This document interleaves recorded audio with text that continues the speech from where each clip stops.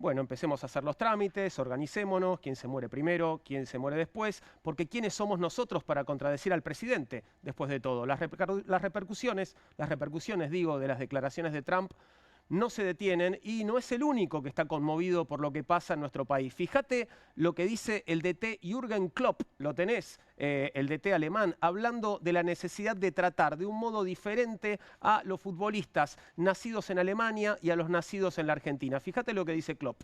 That's what I loved about football teams.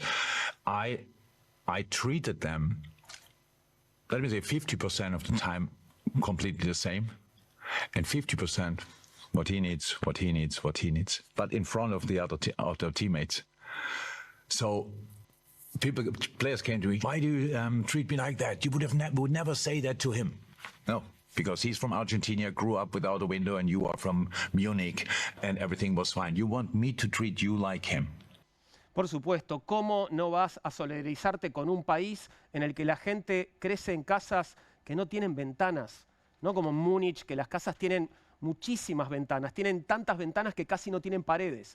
Tanta lástima estamos dando los argentinos que, como en los años 80, los artistas más solidarios del mundo ya están organizando un nuevo concierto a beneficio nuestro, en este caso, onda We Are the World, ¿te acordás? Pero para la Argentina, USA for Archies se va a llamar y ya tenemos las primeras imágenes. No sé si están vivos todos los artistas que vemos en la escena, pero bueno, se viene el USA for Argentine. El presidente Trump y ahora también Klopp lograron conmover al mundo entero con sus declaraciones, al mundo entero excepto a nosotros que seguimos comprando dólares a pesar de que el dólar sigue aumentando. Y Bessent, el jefe del Tesoro norteamericano y ministro de Economía argentino en funciones, sigue él también vendiéndonos dólares, porque claro, total, si los argentinos mucho no van a durar si se están muriendo. Es increíble cuántos dólares puede comprar un país moribundo. ¿No te parece, Scott? Hay que reconocer que estamos generando gestos realmente inesperados. Por ejemplo, ¿viste que ayer la Secretaría de Finanzas anunció una operación de recompra de deuda con la asistencia del banco JP Morgan? Mirá el tuit, ayer lo compartíamos en nuestro programa de ayer de Bienvenidos al Tren. No digas que no es emocionante que una de las instituciones financieras más grandes del mundo nos asista para ayudarnos a comprar nuestra propia deuda, porque seguro que lo hace a cambio de unos pocos millones de dólares. El hecho de que todo el equipo económico esté integrado por exgerentes del JP Morgan no tiene de ninguna manera por qué despertar suspicacias, ¿o no? ¿Qué gigante de la especulación financiera global no le tiende una mano a un grupo de timberos tercermundistas que durante años trabajó para hacerle ganar miles de millones intermediando en operaciones menos transparentes que las aguas del riachuelo? Mientras tanto, el expresidente Milei sigue dando notas en modo campaña, por supuesto volvió a cargar contra la oposición y lo hizo nuevamente con una imagen un poco rara. Esta vez dijo que los kirchneristas son como los gremlins. Queda lindo, Axel, así, ¿no? No lo mojes, ¿no? Por supuesto, eso es el peligro, ¿viste cómo es? Pero esto es un avance, al lado de mandriles, ratas, degenerados, parásitos, que te digan gremlin es casi un mimo, ¿o no? Lo interesante es cómo, a medida que pasa el tiempo, el expresidente va acotando el nivel del debate político. Antes los opositores eran orcos, las criaturas del Señor de los Anillos, un clásico de la literatura juvenil. Ahora son gremlins, los protagonistas de un clásico del cine infantil. No sería extraño que la próxima vez ya directamente nos hable de los pitufos. Ojo, porque los buenos son los de azul, cuidado. O empiece a hablarnos en idioma Teletubby, tampoco está tan lejos, ¿no? Yo creo que el Movistar Arena, por momentos, estuvo en modo Teletubby. Lo bueno es que el expresidente admitió que después del domingo será necesario hacer cambios en el gobierno y realmente me parece una osadía por parte de Milei pretender modificar el gabinete de Trump. Ahora, si está hablando de nuestro país, lo admito, por primera vez estoy de acuerdo con él. Es más, yo cambiaría al presidente. Aunque pensándolo bien, si las elecciones salen como dicen las encuestas, lo más probable es que Trump decida irse solito de aquí, de nuestro país. En fin, solo faltan 5 días para saberlo y mientras tanto, ya sabés, te lo digo todas las noches, pueden venir cuantos quieran, que serán tratados bien. Bienvenidos al tren que ya está en marcha y voy a saludar a mis compañeras Fabi Solano, ¿cómo estás? ¿Todo bien? ¿Qué tal, Juan? ¿Todo bien? Bueno, un placer que compartamos una noche más y vamos a saludar a compañerita nueva. Caro, ¿cómo estás, Caro? ¿Todo bien? Muy bien, ¿cómo están ustedes? Muy bien, perdón, porque te tengo que nombrar bien y no lo estoy haciendo. Caro Atencio, periodista, licenciada en Ciencias Políticas. Bienvenida, Caro. Ahí fui bautizada con el cargo de periodista, pero soy solo licenciada en Ciencia Política. Ok, pero bueno, hoy vas Acá ocupas ese rol. Hoy voy a hacer a de jugar cuenta. a ser periodista. Absolutamente. Juliana, periodista. Como dirían los decadentes, cualquiera puede periodistar. Me encantó. Así que ahí vamos. Entramos en los temas de hoy, las noticias en el furgón. ¿Qué tenemos, Fabi? Vamos a hacer un repaso de esta jornada, una jornada cargada de movilizaciones, de reclamos y definiciones políticas. Lo primero que tenemos que destacar es la marcha y las movilizaciones que se realizaron en Plaza de Mayo y en distintos puntos del país, encabezadas por trabajadores de la salud, trabajadores de la educación, docentes, no docentes, estudiantes, el colectivo también de personas con discapacidad, organizaciones sociales y sindicales, que salieron a las calles de la Argentina para pedirle al presidente la promulgación y la aplicación efectiva de las 3 leyes que fueron suspendidas, Claro, recordemos. Fueron promulgó, suspendidas. pero suspendió a la vez, ¿no? Suspendió por, en teoría, falta de información acerca de dónde va a salir el presupuesto para la aplicación efectiva. Estamos hablando de la ley de financiamiento educativo, de financiamiento universitario, la ley de emergencia pediátrica y emergencia en discapacidad. Estas fueron las leyes que de alguna manera conjugaron el reclamo de hoy, una jornada de protesta a nivel nacional que continúa mañana con un paro docente, paro de 48 horas, también en algunos hospitales nacionales como el Garrahan. Recordemos, ¿no?, que son las 3 leyes que el presidente vetó, las 3 leyes con las que el Congreso insistió. Exactamente. Y ahí es a donde la cosa está detenida. En un ratito vamos a estar hablando con Andrés Gil Domínguez, constitucionalista, para que nos ponga un poco claro cómo se puede llegar a resolver este conflicto entre poderes, ¿no? Claro, en realidad la norma existe, pero no se aplica de alguna manera, y eso hay que ver, bueno, cómo puede evolucionar en términos constitucionales, porque nunca había pasado una cosa así, y en 3 temas además muy sensibles para la sociedad argentina. De nuevo, salió un montón de gente a la calle en me parece, un anticipo de lo que puede llegar a ser en las próximas semanas también de cara a las elecciones, ¿no? Conadu Histórica fue uno de los gremios que está convocando a estos paros, y de nuevo, discapacidad, salud y educación que se juntan para iniciar una campaña y tocar, me parece, las fibras más sensibles de la sociedad. Por otro lado, tenemos que hablar del presidente porque está teniendo su agenda política. Claro. Faltan pocos días para las elecciones y Javier Milei vuelve a dar que hablar, en este caso en el tramo final de la campaña. Estuvo en Córdoba esta tarde, encabezó Córdoba, uno de sus bastiones, una de sus provincias más importantes, donde está apostando también a consolidar, me parece, su base electoral. Allí encabeza la lista de su partido Gonzalo Roca, quien lo acompañó en este recorrido. No había un acto planeado, pero sí surgió espontáneamente agarrar un megáfono y hablarle a quienes estaban allí. Realmente mucha convocatoria en Córdoba. No llama la atención porque ya sabemos que allí tiene gran parte de sus votantes, pero bueno, me parece que encara con cierta fortaleza lo que queda de la campaña, y también por algo después eligió no ir a la provincia de Buenos Aires y centrarse en lo que son sus provincias centrales, ¿no? Esta modalidad de presentaciones de Milei no es nueva, ¿no? Ya lo hemos visto en otras ocasiones, esto que es una suerte de caminata, mini recorrido, que espontáneo, termina siendo más corto de lo previsto en general y donde él recurre al megáfono, ¿no? Claro. Que además, justamente al ser espontáneo, la falta de organización, la falta de acompañamiento, de seguridad, hace que a veces se generen algún tipo de problemas. Hubo inconvenientes con algunos opositores que se presentaron, ciudadanos, ¿no?, de a pie que se presentaron y fueron... siempre termina pasando lo mismo. Son atacados por los militantes de La Libertad Avanza, en casi un modus operandi de este sector político. Y el jueves va a encabezar el cierre de su campaña en la ciudad de Rosario. Está convocando a gran parte de su electorado de esa ciudad. Es una estrategia para, de alguna manera, fortalecer a la figura de Agustín Pellegrini, que estaría parejo en las encuestas y querrían levantarlo también de cara a las elecciones. Ahí lo que estamos viendo es el flyer del cierre de la campaña. Y repito, lo que llama la atención es que eligió cerrar la campaña en Rosario y no en la provincia de Buenos Aires. Llama la atención y al mismo tiempo uno entiende que es parte de la estrategia.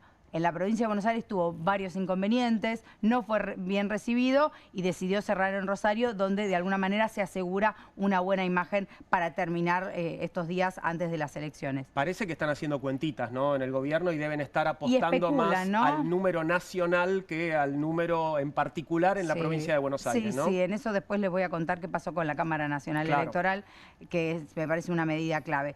Y terminan las elecciones y ¿qué pasa? ¿A dónde puede viajar Javier Milei? ¿Se va de vacaciones? No, nunca. Nunca. Él no Siempre lo está dice, trabajando, nosotros lo sabemos. Se va a Estados Unidos, se va a Miami, no te puedo creer. Nuevamente, sí, al American Business Forum 2025, una actividad, un foro económico, donde va a disertar. Va a haber figuras del ámbito político, empresarial, deportivo. Va a estar Lionel Messi, como también dando una conferencia. Va a haber otros deportistas, también por ejemplo va a estar el tenista Rafael Nadal, va a estar Gianni Infantino, va a estar también la reciente ganadora del Premio Nobel de la Paz, María Corina Machado. Así que es un foro económico que une a diferentes personalidades de distintos lugares, pero bueno, Milei ya tiene su pasaje para Estados Unidos después de las elecciones. Vamos a ver si se va contento o enojado. Si tiene foto con Messi, ¿no? Porque esa va a ser la nueva especulación ahora. ¿Qué problema podría llegar a generar si Messi finalmente se saca una foto con Milei, ¿no? Bueno, será un momento incómodo tal vez. En todo caso, el punto es que va a ser después de las elecciones. Así que no va a haber un rédito electoral de esa imagen si es que se produce, ¿no? Exactamente, no va a haber un rédito. Lo que sí tiene un rédito es la decisión de la Cámara Nacional Electoral, como les anticipaba. Finalmente ordenó que el conteo de votos de las elecciones legislativas no se realicen a nivel nacional, como estaba esperando, o como fue el pedido de Javier Milei, sino que sea por jurisdicción. Acá lo que estamos viendo justamente es la resolución de la Cámara Nacional Electoral que contestó a un pedido que había hecho la Dirección Nacional Electoral, siempre un pedido que había sido impulsado por Javier Milei, no es que se le ocurrió a la Dirección Nacional Electoral, que por orden de Javier Milei había pedido justamente que el conteo sea nacional. ¿Cuál era el objetivo? Que se conjuguen los votos de la Libertad Avanza y de las líneas paralelas a nivel nacional para contrastar con Fuerza Patria, que no tiene esa misma nomenclatura en todas las provincias. Claro. Entonces se iba a generar un resultado en términos de números que iba a favorecer a Milei y que iba a ser para mí, para mí, esto es una interpretación personal, el diploma que le iba a llevar a Donald Trump para decir, gané las elecciones, Donald. Un cálculo engañoso para mostrar... Soltar la guita, claro, pero para no mostrar afuera, ¿no? Para mostrar afuera un cálculo engañoso que finalmente, con ciertos criterios estadísticos, finalmente no va a ser posible porque eso es una resolución de la Cámara Nacional Electoral que de alguna manera no beneficia, pero sí pone a Fuerza Patria en el lugar de quien está en este momento defendiendo un poco, me parece, las bases democráticas.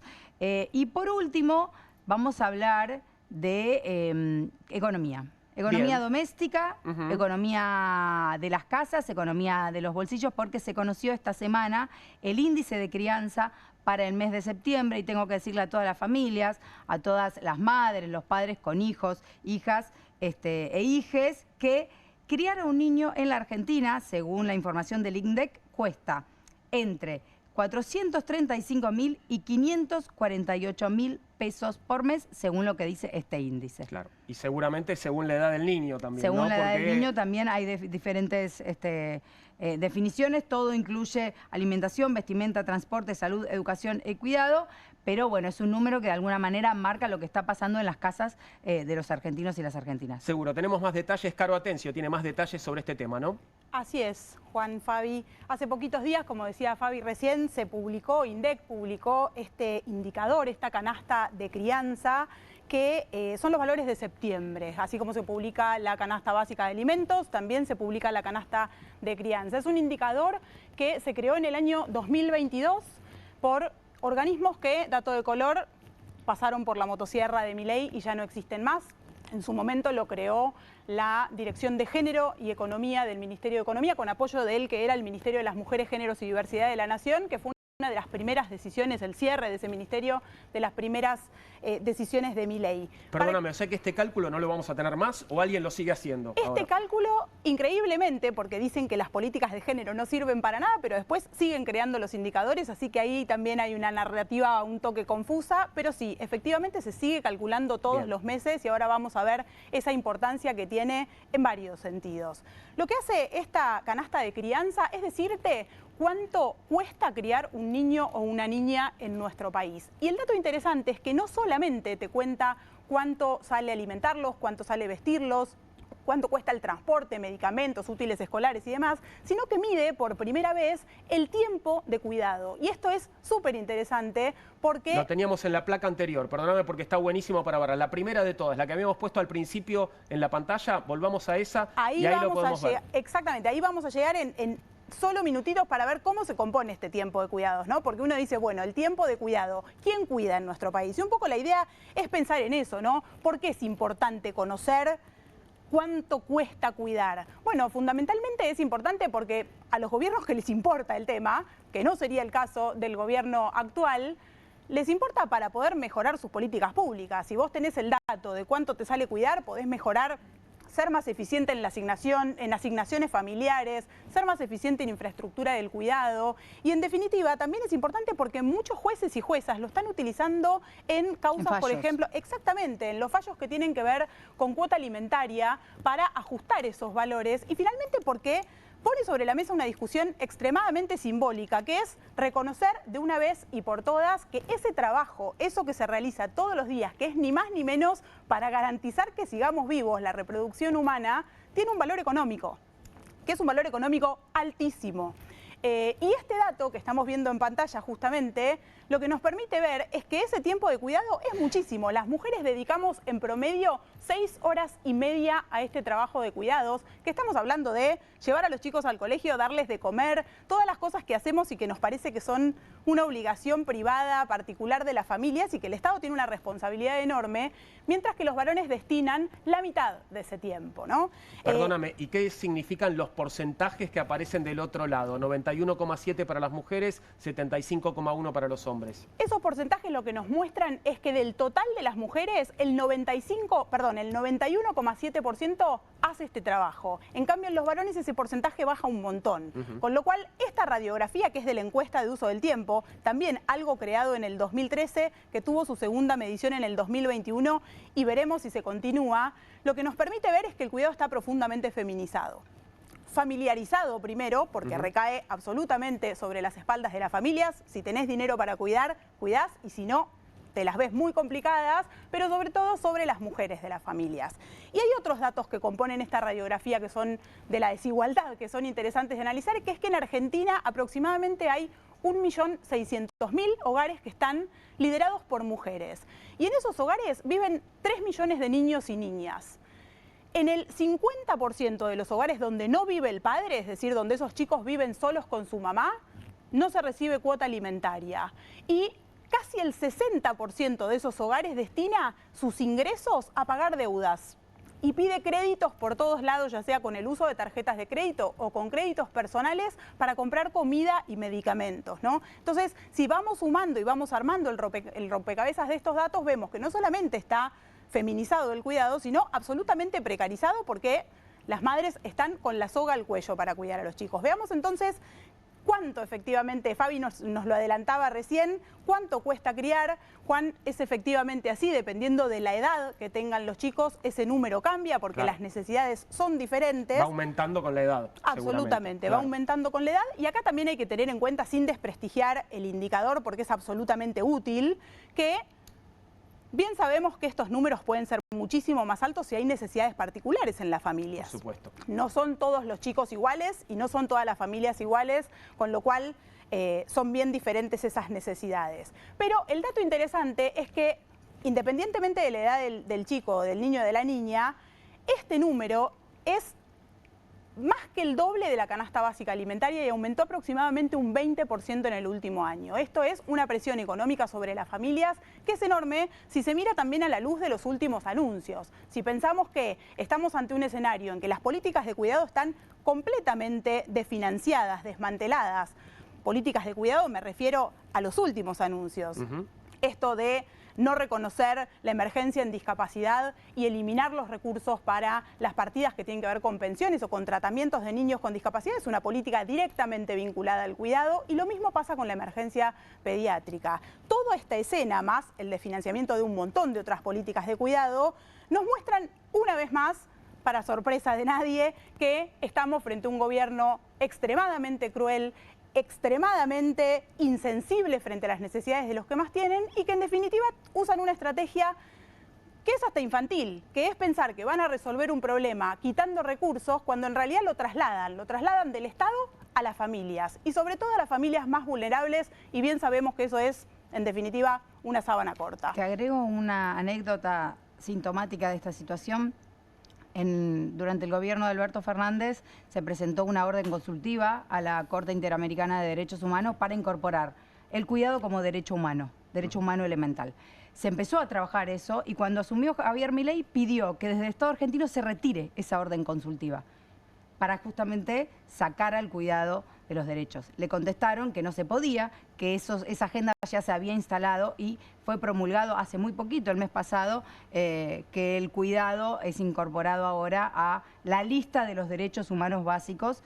Pero cómo en un cambio de gobierno puede ser tan brutal, digamos, el cambio no solamente ideológico, sino cómo se tienen en cuenta las políticas, porque durante el gobierno de Alberto Fernández se trató de jerarquizar la agenda de cuidado, y el gobierno de Milei directamente la elimina. Absolutamente. Y la cancela y la quita también de la agenda de discusión pública. No puede eliminar igual la definición, ¿no? Totalmente. De derecho humano. Exactamente. Ahora quedó establecido en el marco internacional de la Corte Interamericana de Derechos Humanos. Bueno, pero estamos frente a un gobierno que en general parece no respetar demasiado las normas, no respetar las reglas establecidas para, bueno, supuestamente para todos, y de eso vamos a hablar con Andrés Gil Domínguez. Lo tenemos ahora en conexión, abogado constitucionalista. Hemos recurrido, Andrés, en otras ocasiones, en Comunistas, la encarnación anterior de este horario, en muchas ocasiones para que nos resuelva nuestras dudas, y el punto hoy es claramente leyes promulgadas pero suspendidas al mismo tiempo por el Poder Ejecutivo.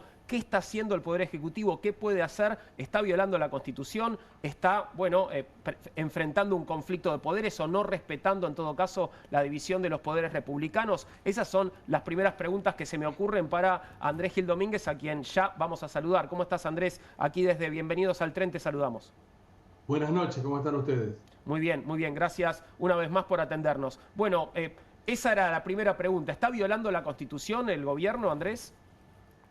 Sí, están violando flagrantemente y de forma muy peligrosa la Constitución, porque esta establece todo un procedimiento de formación y sanción de las leyes, que establece claramente que cuando un presidente veta y un Congreso insiste, ese proyecto se transforma en ley, debe ser promulgada por el Poder Ejecutivo, debe ser aplicada, obedecida, y especialmente cuando implica la garantía de derechos fundamentales y derechos humanos, la garantía progresiva, como es en estos últimos tres casos, que Milei lo que hace es promulgar y suspender, por lo cual está totalmente por fuera del marco constitucional, está atentando contra el sistema democrático, está en el marco de un ejercicio autocrático del poder, y obviamente está violando el sistema republicano, porque en el mismo el Congreso y la sanción de las leyes es una suerte de corazón que bombea a través de las leyes como la sangre del funcionamiento de la República.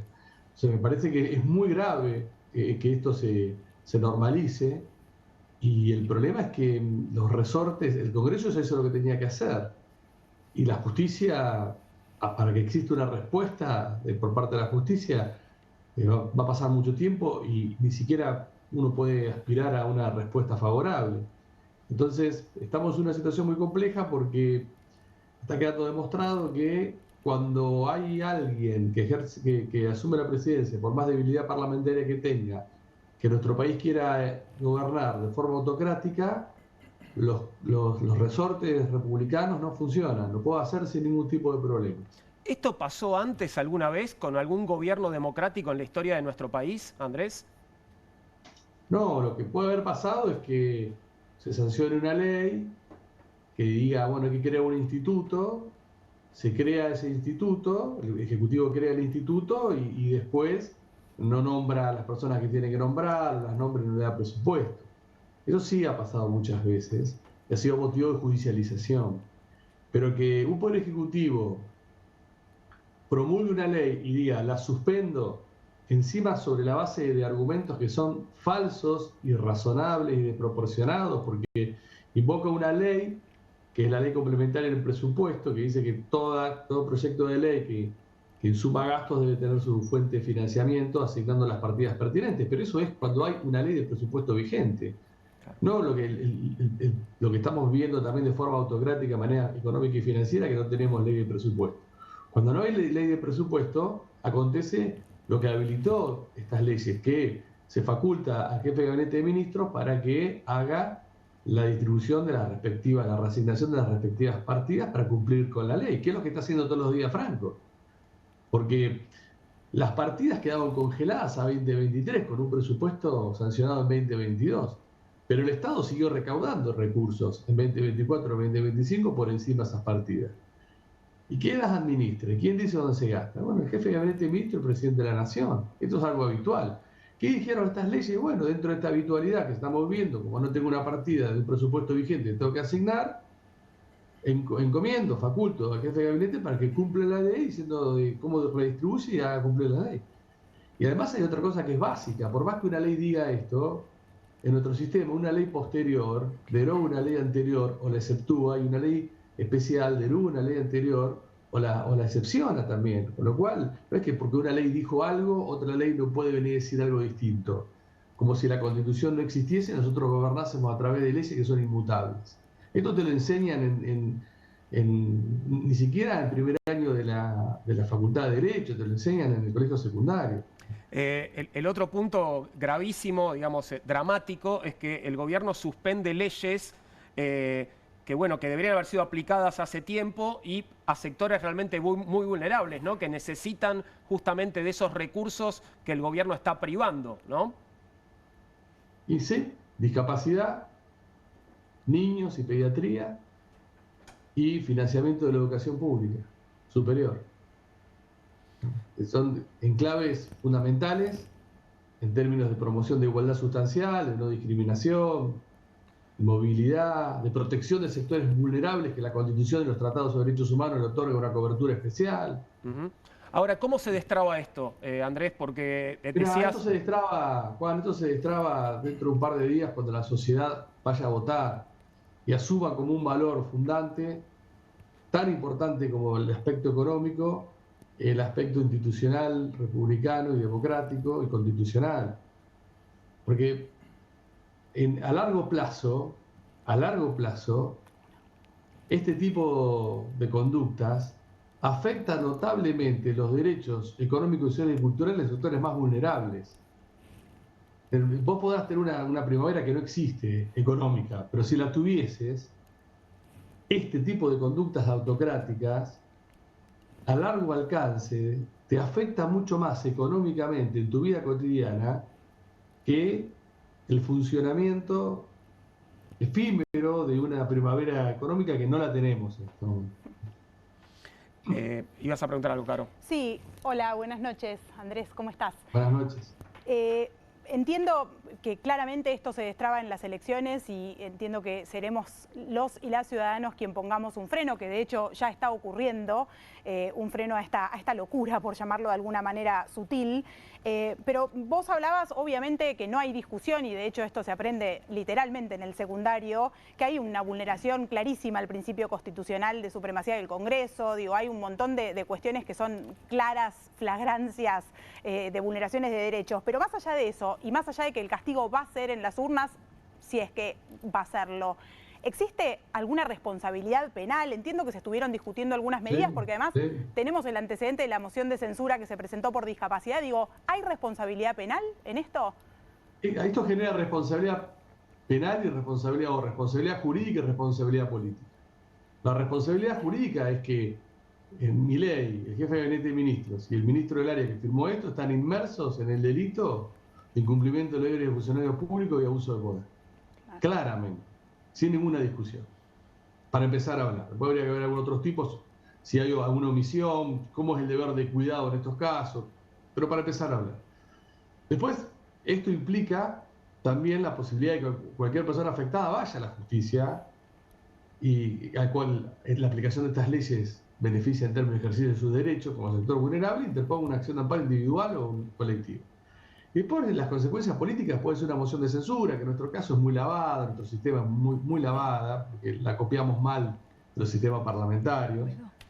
Y aparte me parece que está inmersa en la causal de mal desempeño para el juicio político, está claro esto.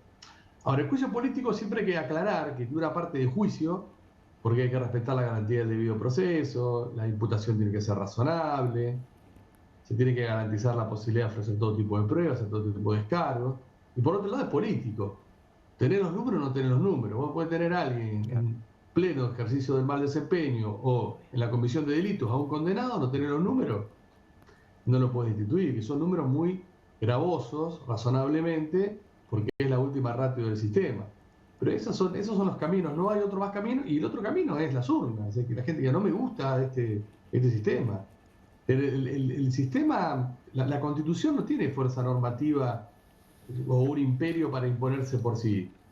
Tiene fuerza normativa en la medida que las personas sientan una obligación moral de respetarla, de cumplirla, de defenderla, porque es el pacto de convivencia pacífica que debe perdurar en el tiempo. Pero si tenés un presidente que desconoce en su totalidad a esa Constitución y gobierna como si esa Constitución no existiese, y gobierna de forma autocrática, la Constitución en sí mismo no te puede poner un límite. Andrés, buenas noches, ¿qué tal? Fabiana Solano. Retomo esto último que decís en relación al desconocimiento de, bueno, los libros básicamente que marcan la genealogía de la Argentina. Pero me pregunto en términos de democracia, ¿no? ¿Cómo esto va deteriorando no solamente las convenciones que tenemos los argentinos, sino la vida democrática, la convivencia? Porque no es la primera vez que pasa. Y esto a largo plazo también después genera, me parece, resultados en términos de convivencia social. ¿Qué es lo que observas a largo plazo? Y sí, porque este es un gobierno que asumió que tiene legitimidad democrática de origen, pero en el ejercicio es autocrático, es intolerante y con tintes neofascistas. Así ha ejercido durante estos 2 años. Y ahora le podemos agregar algunas otras cosas más, como entreguista. Pero así ha gobernado durante estos 2 años, donde no le importa para nada lo que dice la Constitución, lo que dicen los tratados sobre derechos humanos que tiene jerarquía constitucional, lo que dicen las leyes que lo obligan, o lo que dicen las leyes que se sancionan. Solamente le importan las leyes que considera que lo benefician en su proyecto político o económico, nada más. Así hemos vivido durante 2 años en este país, con muchísimos sectores que hoy se agarran la cabeza que le votaron absolutamente todo al principio de su mandato. Entonces, ese es el panorama que estamos viviendo. Y sí, esto erosiona. No solamente erosiona el presente, erosiona el futuro. Porque el que venga puede llegar a decir, y bueno, si la sociedad argentina no pasó nada cuando vino Milei y gobernaba con DNU, con delegaciones, no aplicando las leyes. ¿Y por qué yo voy a cambiar y ser republicano ahora? Si quiero gobernar igual, si es más fácil gobernar así, es mucho más cómodo. Claro, estamos teniendo una experiencia inquietante también en ese sentido, ¿no? En lo que puede llegar a alentar de aquí al futuro. Como siempre, Andrés, un placer escucharte. Te mandamos un abrazo muy grande. Gracias por estos minutos. Muchas gracias, un gran abrazo. Hasta luego. Era Andrés Gil Domínguez, abogado constitucionalista, contándonos un poco, bueno, cómo puede llegar a resolverse este tema. Y hablando del paro universitario de hoy y la lucha de los universitarios, abrimos una nueva mesa de conversación hoy con Lucas Bonfante, ex candidato a legislador porteño y secretario general del Centro de Estudiantes de Filosofía y Letras en la UBA. Digo bien, ¿no, Lucas? Sí, hola. Bienvenido. ¿Cómo estás? Gracias por estar aquí. Hola. Bueno. ¿Qué estudias en Filosofía y Letras? Estudio Historia, este es mi último cuatrimestre, de hecho. ¿Ya te recibís? Sí, Okay. Tengo ahí un parcial ahí próximamente, pero ya estamos ahí encaminados. Vamos todavía. ¿De qué es el Profesor parcial? y licenciado. ¿Cómo? ¿De qué es el parcial? Me da curiosidad. Historia de Asia y África contemporánea. Wow. Estamos Bueno. viendo ahora, bueno, Ghana, Etiopía, nada, eso es complejo. Sí, implica un nivel de abstracción de la realidad que está costando estos días, que no sé si la semana que viene vamos a ser todos más pobres. Entonces, Claro. irse a Etiopía cuesta, pero estamos ahí, ya el último tramo. Y saludo también a Emiliano Cagnache, secretario general de ADUBA. Bienvenido, Emiliano, ¿cómo estás? Buenas noches, ¿cómo están? Gracias por darse un tiempo para explicar qué está pasando hoy con el sistema universitario. Bueno, ¿qué podés contarnos? ¿Qué está pasando hoy, a esta hora, con el sistema universitario? Bueno, primero nos encontramos ante lo que ustedes recién estaban trabajando y hablando con Andrés Gil Domínguez. Digo, esta cuestión que se da de una manera inaudita desde la vuelta a la democracia en la Argentina, donde hay un poder, el poder legislativo, que en el caso de la ley de financiamiento universitario no nos tenemos que olvidar que el año pasado fue sancionada.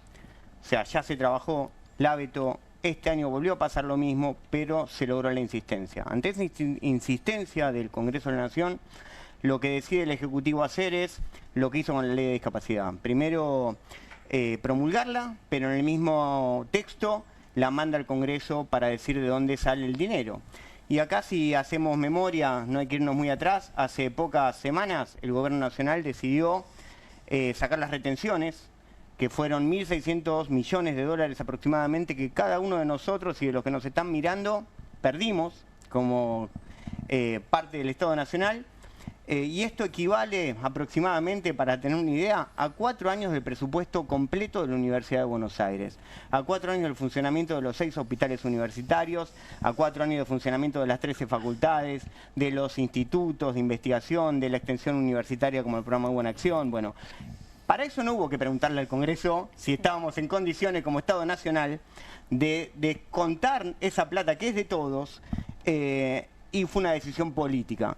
Y ahora toma una decisión política también y lo manda al Congreso para que se discuta. Y esto, yo concuerdo con lo que decía Gil Domínguez, esto en parte viene también porque hace 2 años que no tenemos presupuesto. Y en ese presupuesto entonces esta arbitrariedad a que nos somete el Gobierno Nacional, en la cual pone... Yo le doy un dato, en esta arbitrariedad este año ni siquiera se tomaron la pantomima, y digo pantomima porque el año pasado lo hacían, de llamarnos a la discusión paritaria. El año pasado te sentaban en la mesa a la discusión paritaria, que es un diálogo entre partes, ¿no? Justamente una paritaria, y se transformaba en un monólogo, donde nos decían cuánto iba a ser y listo, y salía por resolución ministerial. No había negociación, no había discusión. No había nada, pero había la pantomima, claro, ¿no? Este ejercicio democrático, si se quiere, de parecer, y nos sentaban en la mesa. Este año no, estamos en octubre, 21 de octubre, no hubo un llamado a paritaria en todo el año. Entonces esa arbitrariedad se va haciendo cada vez más profunda. Digo, lo que vemos hoy también es un dar la espalda. Digo, la sociedad en 3 veces salimos a defender la educación pública universitaria, en 3 grandes marchas universitarias, y hay que estar mirando otra película si uno cree que todos y todas las que salimos éramos opositores a este gobierno. No, era un vasto sector de la sociedad diciendo en este punto, en esta cuestión, defendemos un modelo de universidad que nos dio 5 premios Nobel, defendemos un modelo de universidad que figura en esos rankings internacionales, defendemos un modelo de universidad que generó el aparato productivo que tiene la Argentina, que según los gobiernos que nos tocan es más pujante o menos pujante, generó esa gran clase media, ese modelo de universidad la sociedad salió a defender, pero le da la espalda a la sociedad, le da la espalda a las universidades, nos da la espalda a los trabajadores y trabajadoras, docentes, no docentes, investigadores, personal de salud, ya sean profesionales o los administrativos, y le da la espalda al Poder Legislativo. Entonces yo creo que, resumiendo, le da la espalda a la democracia.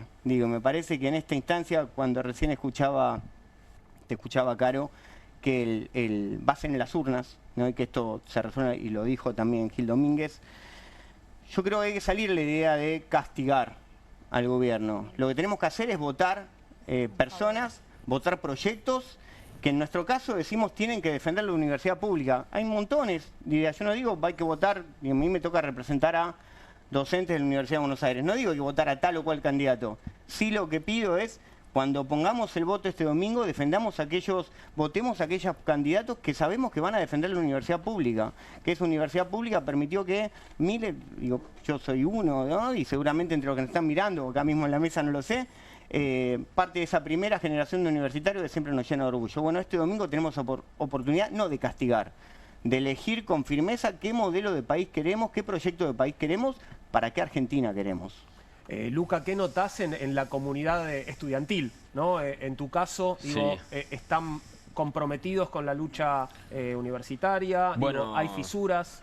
ustedes saben, ¿no? El año pasado hubo un movimiento estudiantil muy importante. Hubo tomas después de mucho tiempo, muchos años que no había habido tomas en todo el país, ¿no? A mí me tocó este año, en el medio de la cursada y el trabajo, poder ir a la Universidad Nacional de Córdoba, Comahue en Río Negro, Jujuy, bueno, Rosario, en Santa Rosa estuve hace 2 semanas. O sea, hubo un movimiento universitario que también, digo, para todas las editoriales que llovieron a montón diciendo que toda la juventud se había vuelto de derecha. Bueno, el movimiento estudiantil universitario el año pasado y demostraron que por lo menos hay una franja de jóvenes que no son de derecha y que están dispuestos a organizarse, no solo por su educación, digamos, porque para mí también acá es importante remarcar que el ataque a la universidad no es algo aislado y creo que todos los actores que intervenimos en la universidad, ya sean estudiantes graduados, docentes, no docentes, lo entienden eso, porque bueno, vemos a los jubilados movilizándose todos los miércoles, vemos a las familias con personas con discapacidad también hacer lo mismo, vemos también a los trabajadores del Hospital Garrahan, que hoy, bueno, movilizamos de conjunto hacia la Plaza de Mayo. Entonces yo creo que lo que se discute mucho y lo que veo, digamos, también entre los estudiantes es que hay un modelo de conjunto de país, que es lo que se quiere aplicar, y que para mí estos días se está viendo clarísimo, ¿no? O sea, un modelo de país donde el tipo de cambio lo digita directamente de Estados Unidos, y yo creo que en ese modelo sobra la universidad pública, hay 62 universidades nacionales en todo el país, somos 2 millones de estudiantes universitarios, somos más estudiantes universitarios en promedio que otros países de la región, y para mí eso es muy bueno, digo, porque ahí también se cuelan argumentos muy xenófobos de, bueno, pero si hay otro argentino que va a estudiar a otro país, no recibe educación o salud pública. Bueno, yo peleo para que en toda la región haya salud pública, educación pública de calidad. Y creo que eso hay que ponerlo sobre la mesa porque en el modelo de país que quiere Milei, que quiere Caputo, la universidad pública sobran los hospitales públicos y a lo sumo quieren una universidad, si es que quieren alguna, muy centrada en el desarrollo de una educación puesta pura y exclusivamente al servicio de los mercados, que es la lógica, digamos, del mileísmo y la libertad avanza, ¿no? Poner todo en función de la lógica de alguna que otra multinacional y el mercado, y ahí sobran derechos esenciales básicos, como la educación pública, que yo la defiendo. Para mí, bueno, uno de los cantos que se escuchaban mucho era Universidad de los Trabajadores. Bueno, creo que está bueno desmenuzar qué significa eso.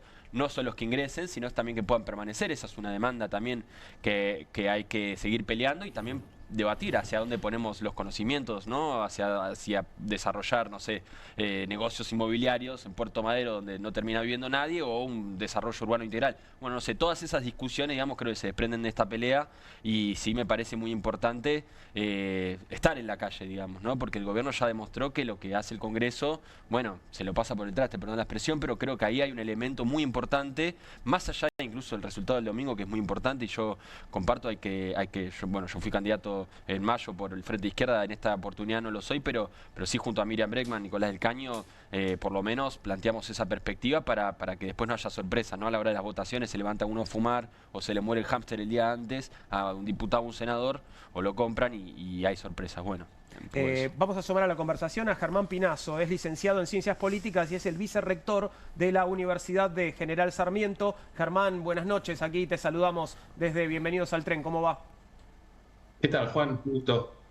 Gracias, igualmente. Bueno, sumarte a la conversación, ¿cómo estás viendo la lucha de la comunidad universitaria? ¿Qué perspectivas le ves para el tiempo que sigue? Digo, ¿qué podrá pasar después de las elecciones?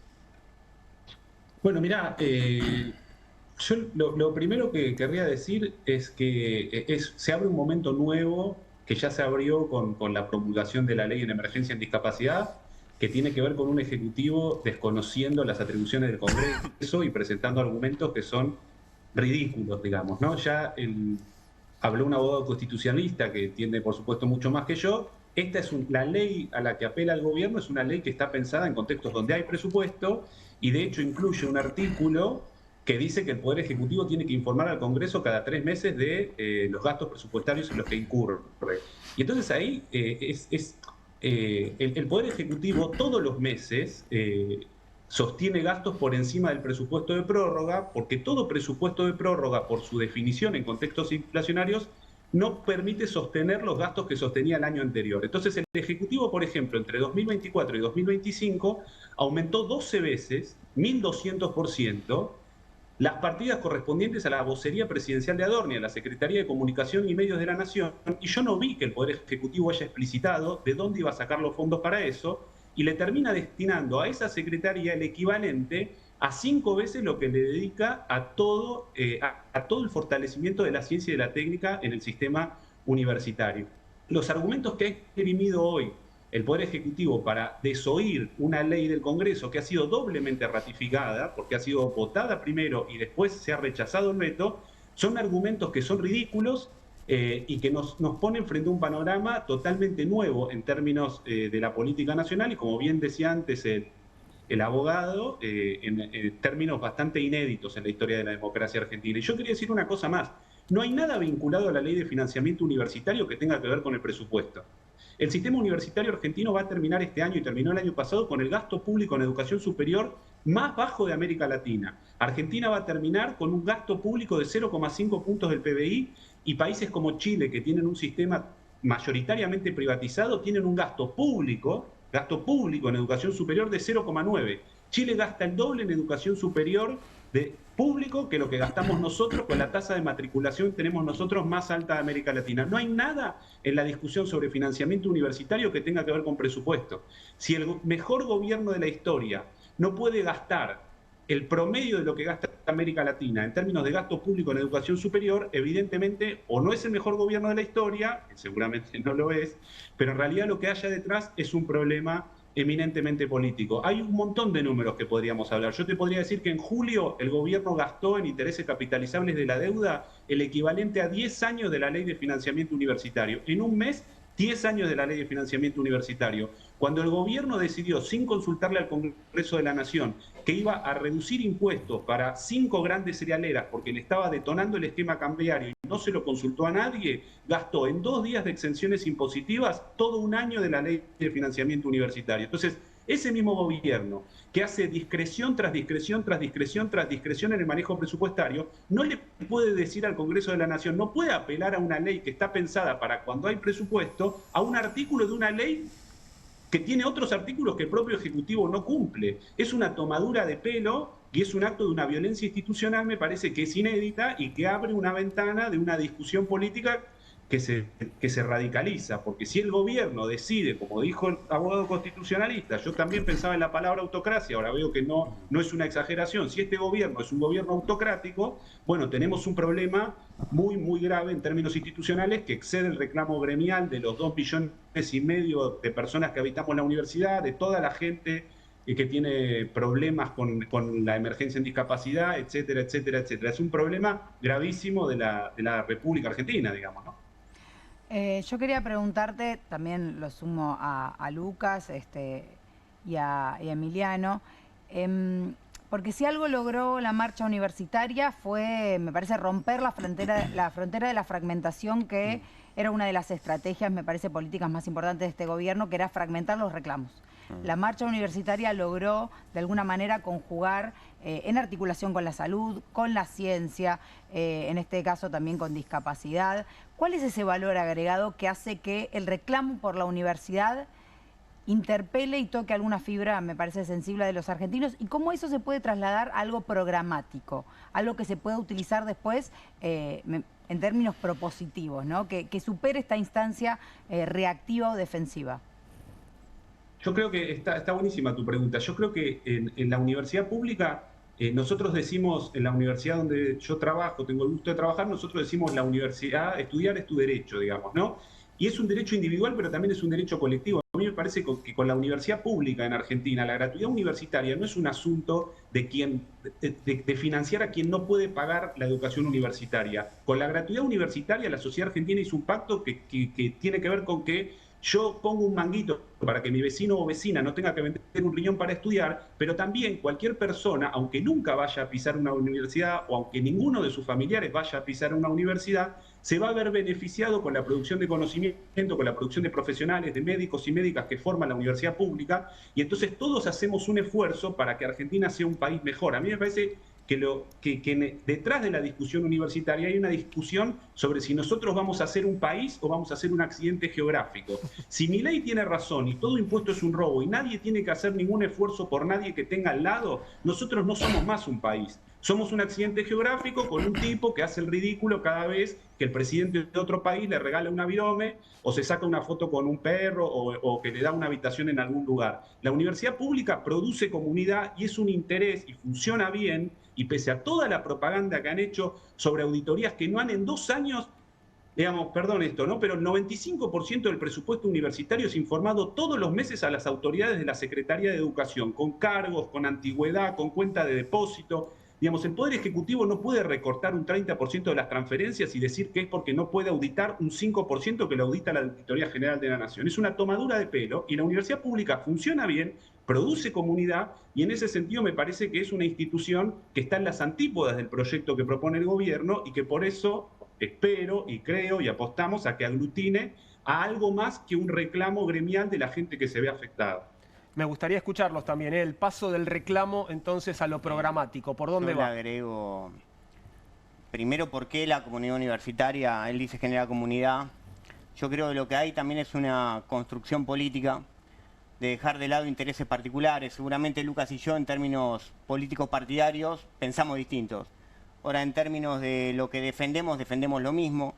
Y me parece que el reclamo universitario lo que permitió es que cada uno de nosotros y nosotras dentro de la universidad, porque la universidad pública es así también, uno está acostumbrado al debate porque tenés que estudiar, entonces tenés que intercambiar ideas a través de teoría. En mi caso yo soy sociólogo, te da un aprendizaje distinto. Y dejar de lado los intereses particulares para entender que hay un interés que nos supera a todos, que es la defensa de la educación pública universitaria, que es la que construyó los 5 premios Nobel, la sociedad argentina. Digo, él hablaba de la gratuidad universitaria, fue en el 49, previo a eso tenemos la reforma del 18, que es el modelo que permitió el cogobierno universitario, donde docentes, estudiantes y graduados, todos votamos para los gobiernos universitarios. Entonces me parece que esta cuestión supimos, más allá de los ataques particulares que recibimos, pues si se acuerdan al principio había estudiantes fantasmas, había docentes que adoctrinábamos en el aula, había autoridades que eran corruptas, todo eso en realidad era un relato. Digo, nos quejábamos de los gobiernos anteriores que construían relatos,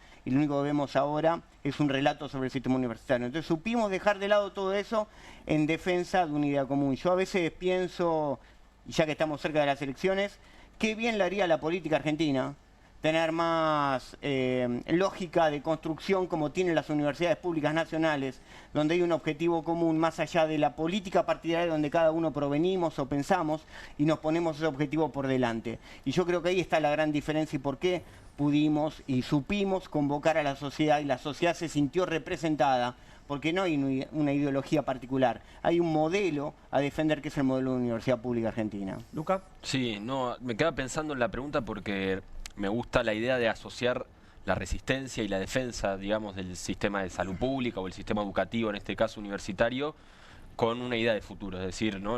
Asociar la resistencia como una semilla también para pensar una instancia superior, mejor para toda la sociedad.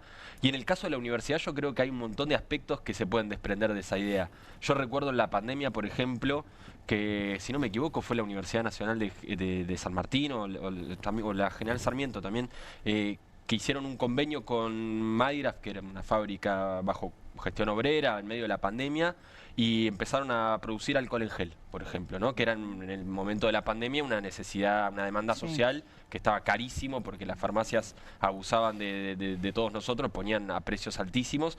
Bueno, la potencialidad creadora e intelectual de la universidad junto a la capacidad técnica y creativa de los trabajadores. Bueno, y ahí surgió algo muy concreto, digamos, pero yo me imagino eso a gran escala y podrían hacerse cosas muy interesantes en este país, ¿no? Yo creo que para eso justamente es necesario la planificación, por un lado, la centralización, la democratización y por otro lado, pensar cuáles son los intereses que queremos que se desarrollen. Por eso insisto en combatir permanentemente esta idea de poner todo lo que es el sistema educativo puesto al servicio de los mercados, ¿no? Que para mí en última instancia es la idea de Milei, ¿no? Que en última instancia el sistema universitario vaya a un esquema de autofinanciamiento, ¿no? Que es también otra idea neoliberal que en la Argentina en los 90 se empezó a aplicar. Bueno, hay muchas fundaciones, de hecho, que existen en las universidades que, por ejemplo, hay aportantes como Monsanto, que después tienen convenios privados con esas entre las facultades y esas empresas multinacionales. Entonces,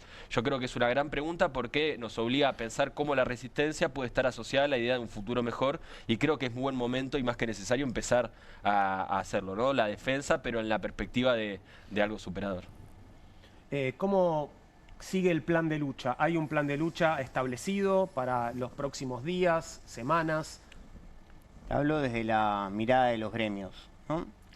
Digo, nosotros, en nuestro caso, en la Universidad de Buenos Aires, somos el gremio mayoritario, en conjunto con APUBA, que es el gremio de los no docentes, representa a los trabajadores y las trabajadoras no docentes.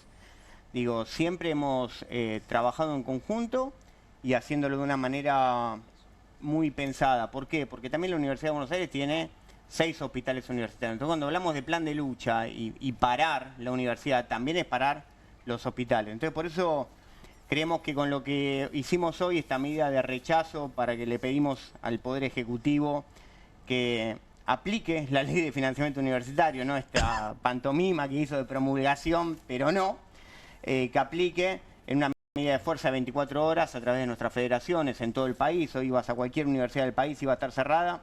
Creemos que es un paso suficiente. Mañana la Universidad de Buenos Aires, seguramente en su Consejo Superior, va a haber noticias sobre lo que va a hacer en términos legales.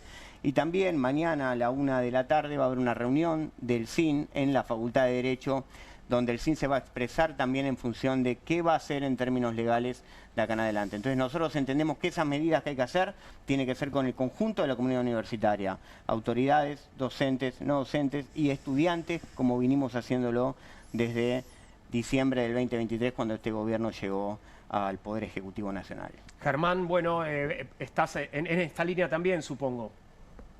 Sí, ahí lo decía el compañero recién, mañana se reúne a las 13 horas una sesión extraordinaria del Consejo Interuniversitario Nacional, y hoy adelantó el presidente del Consejo que se está pensando en una acción jurídica conjunta de todas las universidades nacionales representadas en el Consejo Interuniversitario Nacional, intentando que el Poder Ejecutivo haga algo tan elemental como cumplir la ley, digamos, ¿no?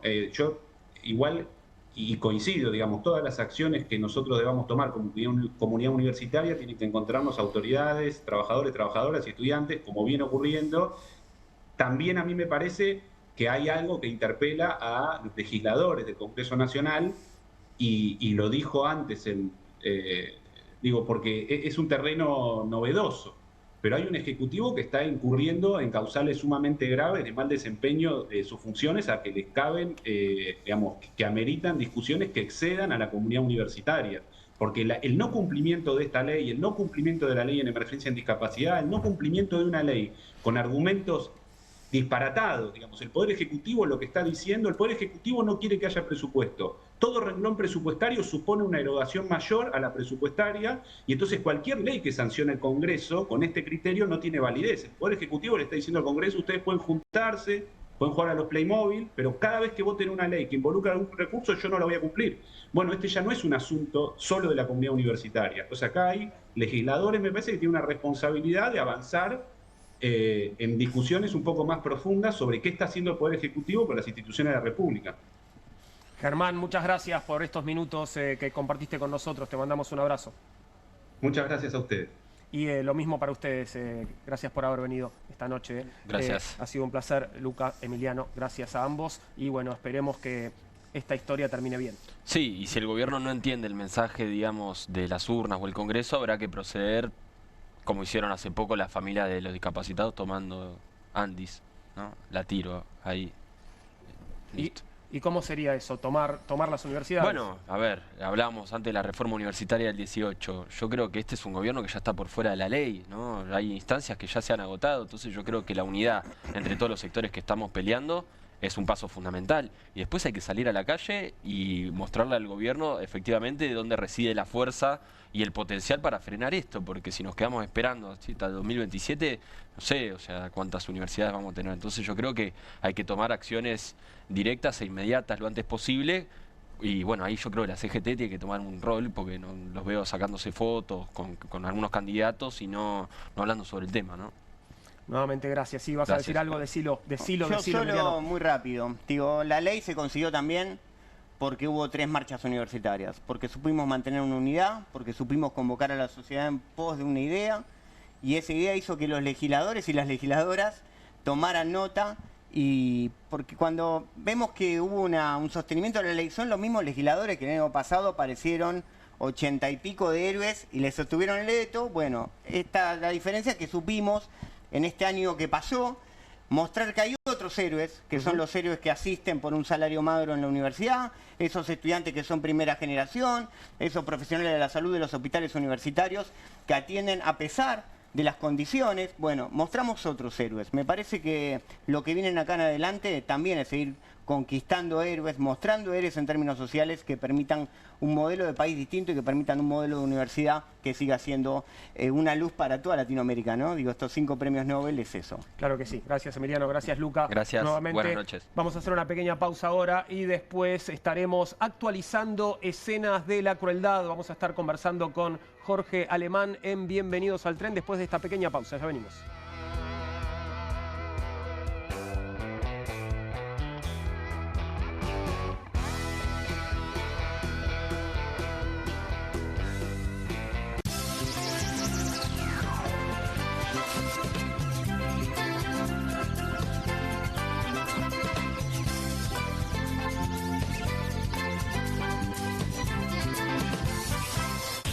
Córdoba es la capital de escapadas todo el año. Sí, un destino para conectar con la naturaleza, hacer sierra office, deporte, comer o visitar a un santo de verdad.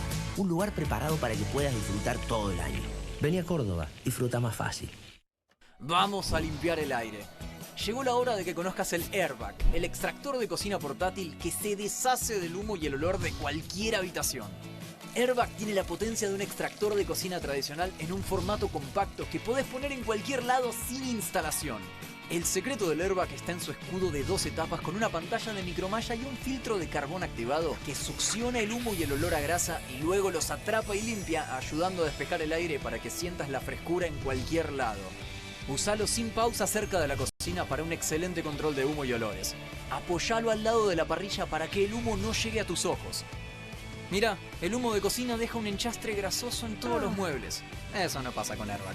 Airbag es ideal para departamentos, habitaciones, casas rodantes y espacios pequeños, con 3 velocidades ajustables para acomodarse a tus necesidades. Y cuando lo terminas de usar, el Airbag se dobla fácilmente volviéndose compacto para guardarlo.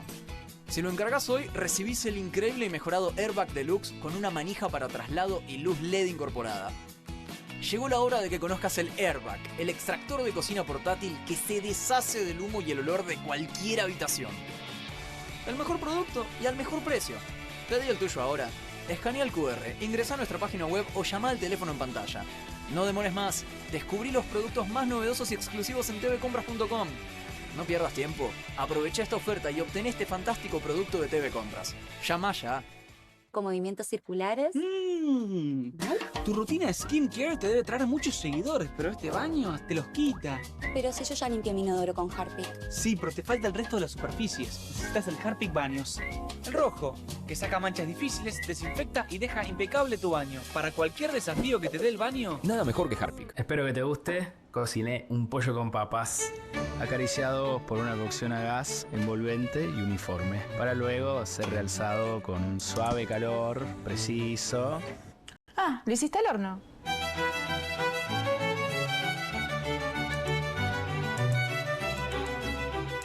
Necesitamos terminar lo que empezamos. Necesitamos hacer las reformas que faltan. ¿La libertad avanza o Argentina retrocede? Alejandro Fargosi, candidato a diputado nacional por la Ciudad de Buenos Aires. La libertad avanza. Lista 501. El 26 de octubre, acompáñanos con tu voto.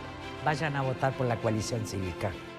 Marcela Campagnoli, candidata a senadora nacional por la Ciudad de Buenos Aires. Lista 505. Hagamos futuro.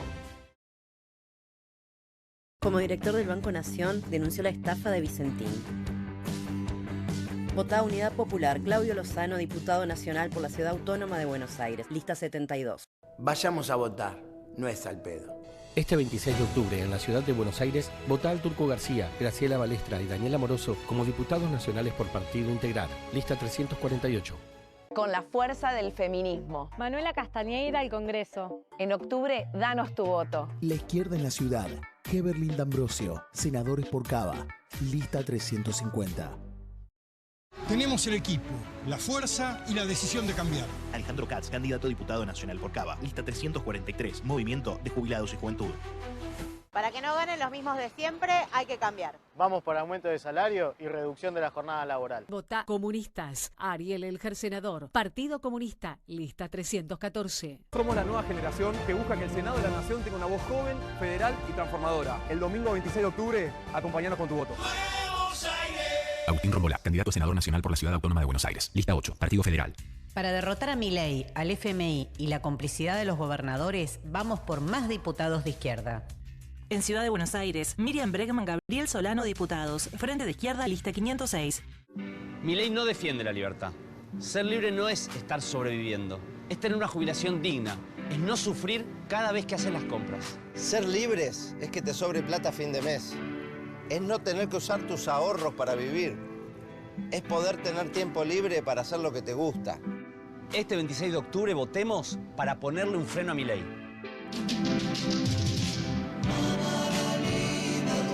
Siempre la llevarás dentro de tu corazón. Votá para ponerle un freno a Milei. Mariano Recalde, candidato a senador nacional por la Ciudad de Buenos Aires. Itay Hackman, candidato a diputado nacional por la Ciudad de Buenos Aires. Fuerza Patria, lista 503.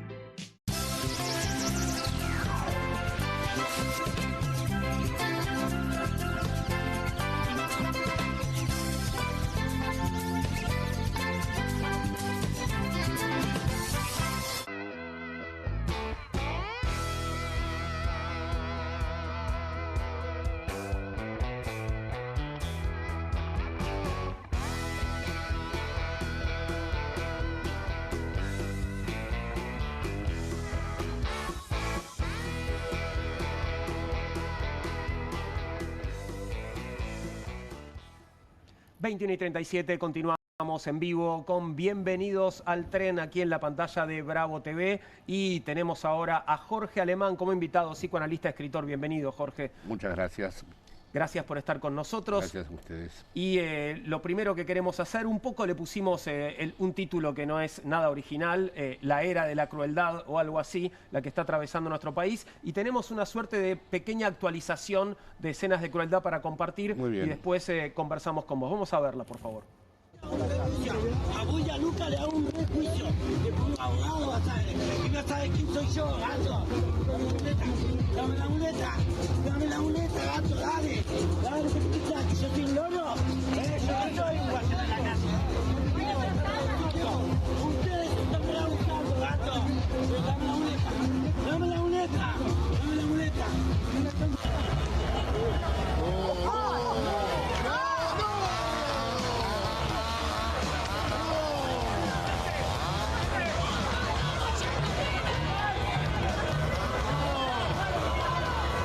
Tenemos una Argentina distinta, un país normal, también sabes a quién tenés que votar.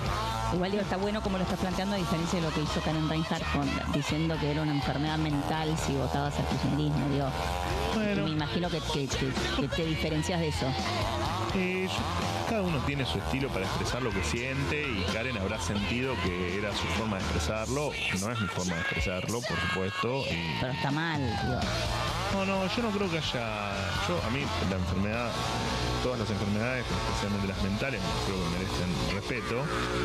Pero un poco tal vez lo que quiso expresar Karen es lo que te estoy diciendo yo, ¿no? Es muy difícil comprender cómo alguien con lo que vivimos en la Argentina, excepto que seas un consumidor del kirchnerismo en términos de qué es lo que porque te dan un contrato, porque te dan, digamos, que seas el cooptado por el clan o la religión kirchnerista. Bueno, lo último que veíamos era a Adorni justificando esa declaración poco feliz de Karen Reinhardt, candidata en la provincia de Buenos Aires por la Libertad Avanza, calificando como enfermos mentales a quienes votan al peronismo o a quienes votan algo diferente a la Libertad Avanza. Las otras dos escenas que había en este muy pequeño compilado tienen algunas semanas, ¿no? Veíamos represión a jubilados, represión a un discapacitado. La verdad que una escena como esa no la vi nunca, ¿no? Digo, sostener la muleta del tipo que tiene una sola pierna mientras lo empujás al piso. Sí, con el agravante de que era un policía, ¿no? Un agente Sí, de seguridad, claro, por lo por tanto supuesto. es violencia institucional. Ni hablar. Bueno, son apenas postales, ¿no?, de lo que nos toca vivir por estos tiempos, Jorge. Bueno, primero debo decir que hay un escenario mundial de todo esto, que bajo la modalidad de cada país tiene sus propios despliegues, pero la era de la crueldad, para utilizar tu expresión, se está implantando porque parece ser que hay ciertas barreras simbólicas. Los seres humanos son crueles y si las barreras simbólicas no funcionan como corresponden, esa crueldad encuentra campo libre para realizarse. Claro. El capitalismo, las redes, el neoliberalismo, la relación costo-beneficio, ha ido disolviendo esas redes y ha producido un efecto muy peculiar en muchos lugares del mundo, en donde los que están incluso dañados, los que están directamente dañados, apoyan a aquello que los daña. Así que mi pregunta cada vez que veo esto, y muchísimas cosas más, como recién escuchando a los muchachos de la universidad, es ¿cómo es que se soporta todo esto? Porque las denuncias ya han llegado a un nivel permanente para nosotros y entre nosotros. La pregunta es qué efecto tienen. La pregunta es si esas denuncias realmente van a inscribir algo en la sociedad o no. Porque en otro tiempo histórico, a esta altura, todo esto no sería soportable. Claro. Si hubiéramos, ustedes son jóvenes, pero si hubieran vivido en los tiempos que viví yo, muchas de las cosas que ocurren, ahora hay una especie de indignación permanente, pero de baja intensidad. Pasiva al mismo tiempo, ¿no? O Pasiva, algo así. sí, como si estuvieras en el Titanic riéndote. O como si tuvieras una pesadilla todas las noches y al final ya es tu modo de dormir. ¿Qué es lo que falta para, en todo caso, para combatir esa crueldad de una forma más eficiente? No, bueno, la única forma que conocemos, porque la ética es difícil de colectivizar. Es decir, hay grandes desarrollos en la historia que consisten en cómo tratar a los seres humanos, cómo los seres humanos deberían tratarse entre sí. Por ejemplo, no sé, una frase que siempre me interesó en Kant: el otro no es un medio, es un fin en sí mismo, no lo puede usar como un medio. Bueno, convengamos, esta relación costo-beneficio que propone este gobierno no respeta en nada esta variante. Pero bueno, la política no es la ética, en la política está el poder en juego, ¿no? Y tendría que aparecer la política. Y estamos atravesando un momento en donde la pregunta es ¿qué nueva política tiene que surgir? Porque si bien hay momentos de la historia argentina que nos hacen muy felices y en los que nos podemos reconocer, ¿no?, también sabemos que esos momentos es inútil querer reeditarlos de una manera idéntica. Es decir, esto sería desconocer que ha habido una especie de mutación mundial, que después de la pandemia además se cruzó un umbral y que estamos en una realidad en donde se han desconectado muchas cosas que antes era casi lógico que estuvieran conectadas. Jorge, recién nombraste la pandemia y te pregunto en ese sentido, ¿cuánto contribuyó la aceleración de los procesos previos de construcción de nuevas subjetividades, de hiperindividualización? La batalla cultural la ganaron los negacionistas. La batalla cultural mundial la han ganado los que decían que era un invento, que la mascarilla no servía y que la vacuna... Pues si mirás... Y bueno, el efecto Milei es ese también. El efecto Milei, el efecto Trump, el efecto Bolsonaro, el efecto Vox en España. Es decir, es una agenda. ¿Puede gobernar o no? Para mí ese es un aspecto que no es tan prioritario como la permanencia que tiene esa agenda. Y esa agenda... discúlpame. No, por favor. No, esa agenda después de la pandemia fue vivida de manera paranoica, como una conspiración que realizaban no se sabe quiénes, ¿no? En primer lugar el Estado, ¿no? Y por lo tanto triunfó esa idea. Triunfó esa idea. Hay solo cosas que se soportan en este momento, porque cuando escuchás hablar a las personas, surge una teoría paranoica enseguida. Hoy mismo estuve hablando con una joven de Café Martínez que me explicó cómo, le pregunté por qué no estaba un diario en el que suelo escribir y me dijo que porque fomentaba vagos. Una chica de 19 años. Claro. En fin, entonces es bastante curioso, ¿no? Recién hablabas de soportar y hacías referencia a esta batalla cultural que en la pandemia la ganó el negacionismo. Los resultados de las elecciones de septiembre podrían permitirnos inferir que esta batalla cultural, como nos han hecho querer creer que Milei estaba ganando esa batalla cultural que habla de la culpabilización de la vulnerabilidad, digo, de pensarnos como nuestros propios emprendedores de nuestras vidas, de resolver los problemas de manera individual. ¿Crees que esta batalla cultural la está ganando las elecciones y esta suerte de freno que parece ponerle la sociedad a Milei es un camino, por lo menos esperanzador? Camino, ¿no? Es un camino extraordinario lo que sucedió, ¿no? A pesar de que reconozcamos que teníamos una interna que no se comprende teniendo al monstruo ahí al lado, como la interna tiene lugar. O sea, ya de entrada te muestra esta agenda de la que te hablamos, porque así como fue una gran noticia, yo presté mucha atención a cómo se iba desarrollando los hechos y decía, pero ¿qué es lo que está pasando aquí? A pesar de todo fue una gran noticia, pero sigue el tema, ¿no? Con lo cual, el tema sigue la interna, a eso te referís. A eso, sí, el tema sigue. Y no es un momento, la interna me parece que correspondería a otro tiempo histórico. Esto es lo suficientemente grave como para que la interna, salvo que se esté dirimiendo algo que se me escapa. Claro. Pero sí estoy de acuerdo, es decir, he venido a votar precisamente porque por ahora no tenemos otro instrumento que establecer esta realidad política.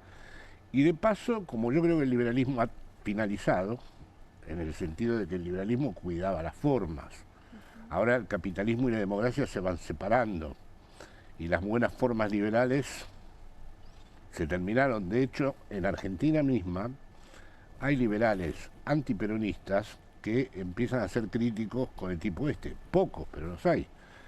Allá en Europa también he visto varios conservadores que siempre odiaban a la izquierda, pero que frente al avance de la ultraderecha empiezan a percibir que se está poniendo en juego algo muy grave, ¿no? Y es esto, que la hegemonía liberal, que durante muchos años para nosotros era como la regla, capitalismo, liberalismo, democracia, empezó a crujir. Ahora, si el liberalismo terminó, ¿qué es esto, Jorge? ¿Qué es esto a lo que Esto estamos es una asistiendo? especie de neoemperadores, no son ya políticos, son neoemperadores en el campo neoliberal, que es un campo en donde tienden al estado de excepción sin dictadura. Es decir, el estado de excepción era un estado que solamente podía surgir de dictadura mediante, como por ejemplo el que provocó mi exilio en el 76. Ahora el estado de excepción avanza, ¿no? Hemos asistido, como si fuera un espectáculo de estos días, a unos tipos que se rematan el país y que dicen cosas y qué sé yo, que antes hubieran exigido ocupaciones militares directamente. Claro. ¿Y cuáles son las herramientas que reemplazan las armas, los tanques? ¿Son, por ejemplo, los teléfonos? Las redes sociales. Las redes, en primer lugar, me parece que hay una nueva religión hace tiempo del capitalismo que se basa en la capacidad adictiva. Vos a partir de los 2 años, yo tengo nietos, tenés que negociar el uso del aparatito porque si no, no almorzás tranquilo. Eso es el mejor de los casos, de los chicos de uno, que son los mejores del mundo y con los que podés hablar. Pero las redes es un aspecto. Luego habría otros aspectos que ya serían para mí más de mi terreno, ¿no? Como ciertos agujeros simbólicos que se han producido en el tejido social a través de los cuales se filtra esta violencia, esto que hace que una ministra sea capaz de acusar al feminismo de un femicidio. ¿Qué serían los agujeros simbólicos, Jorge, por ejemplo? Bueno, suponte, yo soy de una época, perdón, soy muy antiguo, ¿no? Donde entraba un maestro y había silencio en la clase. Con los años nos parecía una cosa represiva ahora, viéndolo en perspectiva, digo, bueno, la verdad que si entra el maestro en un colegio suburbano en Madrid, todo lleno de inmigrantes, y hay silencio, es un héroe, porque le está ofreciendo a todas esas pibas y esos pibes que aprendan cosas. Claro. Y si no hay ese silencio, si resulta que es una batalla campal, los ricos, mientras tanto las élites, imagínense en este caso en Argentina, que la élite odia al pueblo argentino. No es una burguesía, es una lumpenburguesía que odia a la gente del lugar, mucho peor todavía, ¿no? Entonces, doy este ejemplo cotidiano, pero creo que podría hablar de muchos de este estilo, ¿no? Quiero volver, perdón, sobre la batalla cultural, porque decías esto, la batalla cultural la ganaron los negacionistas, ¿no? Después de la pandemia. Tengo la sensación de que la batalla cultural termina en algún momento, nunca termina, es una batalla permanente. No, permanente. Vemos no hay en una todo sociedad caso que sea armónica y que elimine los antagonismos. El antagonismo es constitutivo de lo social, ¿no? Lo que pasa es que nosotros teníamos argumentos que tenían una capacidad de transmisión que ahora nos resultan más difíciles. Es decir, le preguntas a un pibe por quién era Perón y no sabe. Claro. Jorge, esta crueldad estructural que en su momento Milei propuso y tuvo aceptación social claramente, o sea, la tuvo porque ganó las elecciones y la tuvo después cuando sostuvo un consenso social bastante importante, encontró límites. Hoy lo charlábamos, la marcha universitaria, ciertos sentidos comunes que interpretamos límites de esa crueldad. Sin embargo, pareciera haber como un capricho, me refiero en términos subjetivos y te lo pregunto en estos términos, como un capricho que nunca se detiene por parte de Milei en particular y quienes lo siguen, de no interpretar esos límites que fue encontrando en algunas temáticas como una necesidad de repensar la estrategia. Digo, no cuando pensamos que va a parar... Te entiendo, pero personalmente pienso que no está en condiciones de asumir ese límite. Ni él, ni este señor que estaba hablando recién, que fue su jefe de gabinete, ni muchos de los funcionarios que conocemos. Ni como estrategia política. Ni como estrategia política. Se lo pueden proponer una tarde, pero duran 2 minutos. Como tampoco lo tiene Trump. Pero esta incapacidad de reconocer límites suena algo como un poco patológico. Claro, yo no querría entrar en ese terreno, así que lo ponemos del lado del estado de excepción. Como por ejemplo la dictadura no tenía límites. Claro. Como el nacionalsocialismo, como el propio franquismo hasta que se abrazó con Eisenhower, que ahí el tipo dijo, bueno, ya maté a millones de personas, o sea, y bueno, hay un momento, pero hay situaciones históricas donde el límite, es decir, la humanidad, reconocer la existencia de la otra persona, se vuelve muy difícil, ¿no? Creo, para no dar una imagen acá terrible, que lo que pasó el otro día en las elecciones fue importantísima y tengo mucha confianza en estas. Para cerrar, justamente poniendo el foco ahí, ¿te imaginás distintos escenarios posibles según cómo salga la elección del próximo domingo? Sí, la verdad que una duda que tengo es que por un lado tiendo por formación a creer en el peronismo. Fui militante de la JP, después fui funcionario del kirchnerismo en España, en fin. Tiendo a pensar en el peronismo como el lugar en donde el sujeto histórico puede emerger. Sin embargo, a raíz de esto que está sucediendo y de la gravedad que está sucediendo, y dado que veo voluntades divididas con respecto a esto, es decir, tipos que dicen que lo de Milei no va, y a raíz de que creo que va a haber que, si se llegara alguna vez al gobierno, va a tener que haber una reconstrucción delicadísima y difícil, no sé, me preguntan, ¿hay que radicalizarse o no? Sí. El as en la manga siempre es radicalizarnos, pero siempre de acuerdo al poder que podamos acumular. Y me parece que esta vez van a ser necesarias ciertas alianzas, si son posibles, para que eso no nos lleve a un lugar de nuevo de fracaso. Es lo que parece que se formula de uno y otro polo, ¿no? Esta idea de que no alcanza con una fuerza, ¿no? La necesidad de alianzas parece acuciante tanto del lado del gobierno como de la oposición, ¿no? Sí, esto es lo que parece. Y creo que en nuestro caso lo que hay que tratar es de generar una formación política nueva para que esas alianzas no desvirtúen el proyecto, pero a la vez si se pueden realizar y conducir, me parece que puede ser interesante. También es cierto que la experiencia de las alianzas en Argentina es bastante problemática. Traumática. ¿No? Sí, ha sido siempre el karma, ¿no? El peronismo tiene un liderazgo y sin ese liderazgo habría que reinventar algo. Es decir, si Cristina quisiera ser presidenta, bueno, eso sería importante, si quisiera hacerlo. Si no lo quiere ser, me parece que hay opciones muy válidas, pero que ya no van a encarnar el romanticismo y la liturgia que tuvieron los liderazgos, que son muy interesantes. Por ejemplo, yo considero, para mostrar todas las cartas al gobernador, muy interesante. Bien. Pero no es lo mismo. No. Claro. Bueno, veremos qué es lo que sucede. Veremos, a ver. El tiempo dirá. Jorge, muchas gracias por haber estado con nosotros. Un placer, hemos llegado al final por hoy de nuestro Bienvenidos al Tren. Caro, Fabi, la seguimos mañana, ¿les parece? Y a vos te decimos gracias por habernos acompañado y te decimos que te quedás ahí también porque ya llega QR en minutos. Estoy saludando a Pablo Caruso.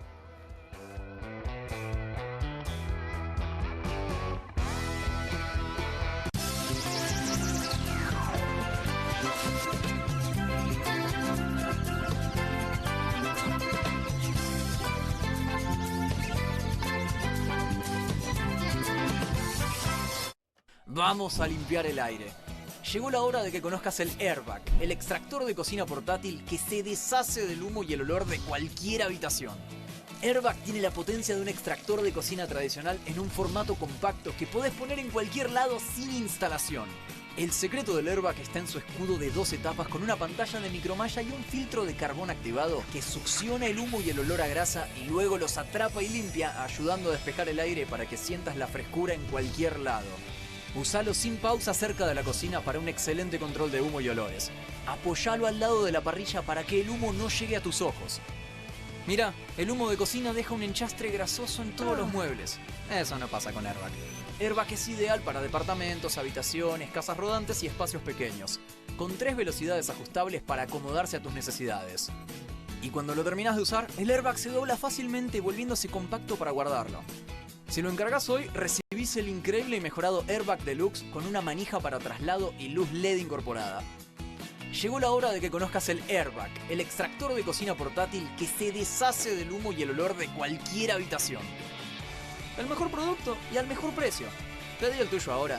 Escanea el QR, ingresa a nuestra página web o llama al teléfono en pantalla. No demores más. Descubrí los productos más novedosos y exclusivos en tvcompras.com. No pierdas tiempo. Aprovecha esta oferta y obtén este fantástico producto de TV Compras. Llama ya. Arriba que llegan tarde. ¿Hey? ¿Aburrido de la rutina? Con el Deco 4K de Telecentro con tecnología Android TV tenés HBO Max, Universal Plus, Disney Plus y mucho más en tu tele de siempre. Decile hola a todo el entretenimiento a este precio increíble. Telecentro, conectando con vos. Necesitamos terminar lo que empezamos. Necesitamos hacer las reformas que faltan. ¿La libertad avanza o Argentina retrocede? Alejandro Fargosi, candidato a diputado nacional por la Ciudad de Buenos Aires. La libertad avanza. Lista 501. Ni Bullrich ni Milei defienden la libertad. Ser libres es que te sobre plata a fin de mes. Es no tener que usar tus ahorros para vivir. Es poder tener tiempo libre para hacer lo que te gusta. Este 26 de octubre, votemos para ponerle un freno a Milei. Mariano Recalde, candidato a senador nacional por la Ciudad de Buenos Aires. Fuerza Patria, lista 503.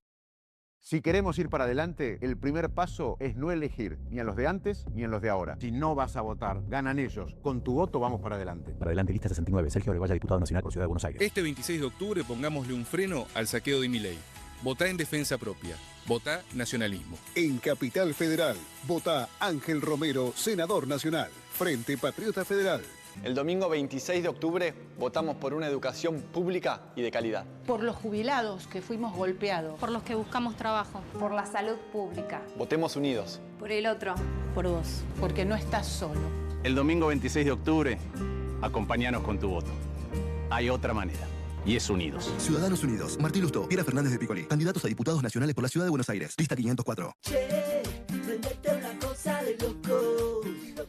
Bien, acá estamos, Turco. Nos juntaron. Acá estamos. Qué alegría estar Dame un abrazo, dame un abrazo. Qué lindo. Qué lindo Vamos verte. a salir por este programa que es maravilloso.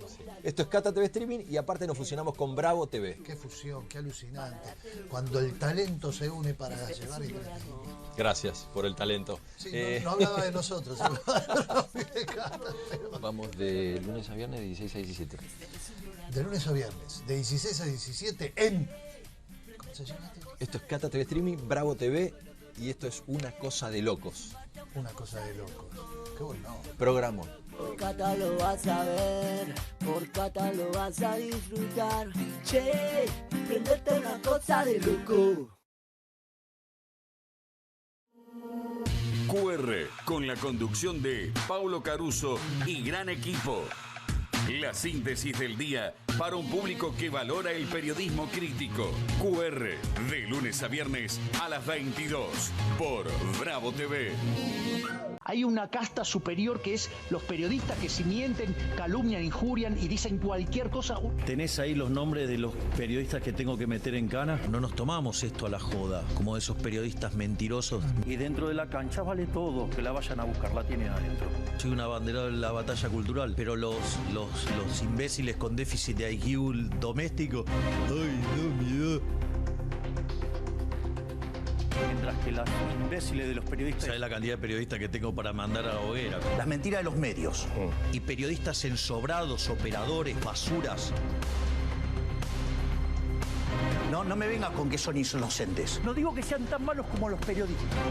Digamos, raya el mal gusto propio de cerdos. Creo que es una ofensa decirle periodistas. ¿Sí? Milei odia al periodismo. Nosotros amamos al periodismo. Suscríbete a perfil.com.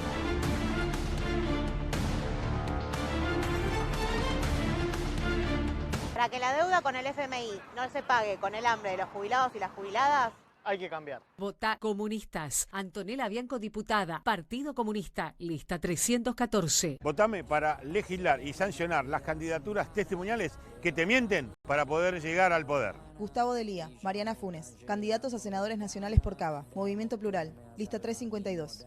Desde el Senado voy a insistir en reducir el salario de los senadores y el número de asesores. Basta de privilegios, vota Argentina, vota Aguilar. Lista 20. Unión de Centro Democrático, Senadores Nacionales, Ciudad Autónoma de Buenos Aires. Leonardo Ramiro, Ignacia María Luciana. El 26 de octubre, acompáñanos con tu voto.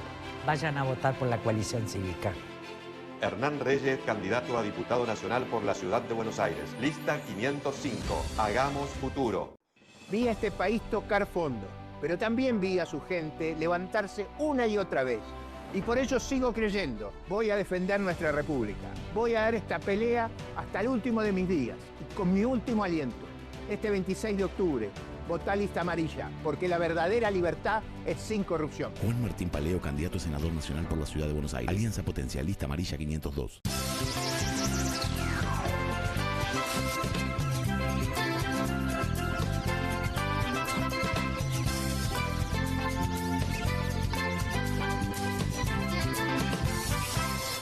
Aquí finaliza el horario de protección al menor.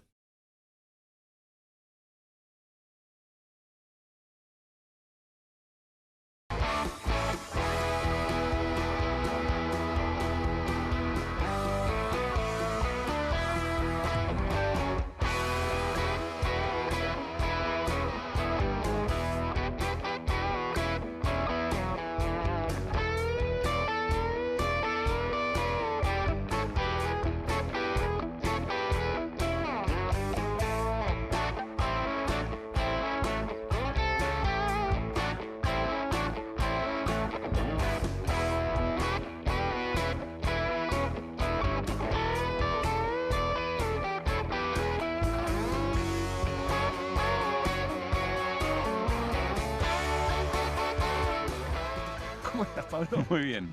Buenas noches. Ahora que te veo estoy mejor. Gracias. Muchas gracias. Antes de empezar con nuestra temática, tenemos pendiente este cambio, esta magia. Muy bien. Ayer el Fibrón estuvo muy bien, salió muy impecable. afilado. Para mí es la que mejor salió. Hasta ahora es la que mejor salió. Es el Trump Power. Sí. te quería preguntar, para hacer este cambio, Sí. ¿vos sabés cómo hacen este cambio los extraterrestres? No. Mirá. Salió muy bien. ¿Viste? Sí. Gracias. Creo que la última vez que había escuchado ese chiste fue en el cuarto año. Y del bueno, teatro. y bueno. Pero es efectivo, evidentemente. ¿Viste? ¿No? Volvimos ¿Viste? de Muy alguna bien. manera a la adolescencia. Sí. Gracias por eso también. No, por favor. Lindo viaje nos pegamos con Juan. Bueno, traje algo que... Pues es que en un primer momento cuando lo vi casi que me saca una sonrisa.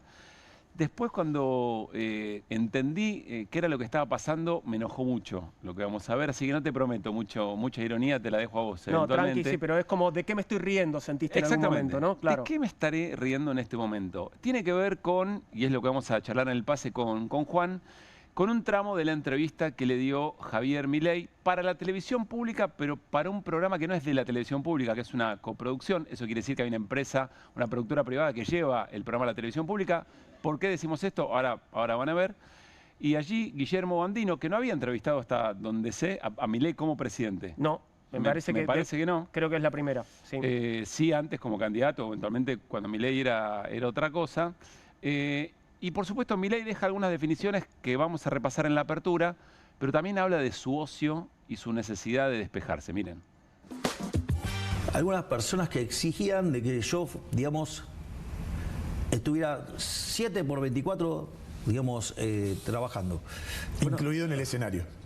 Entonces, el problema es...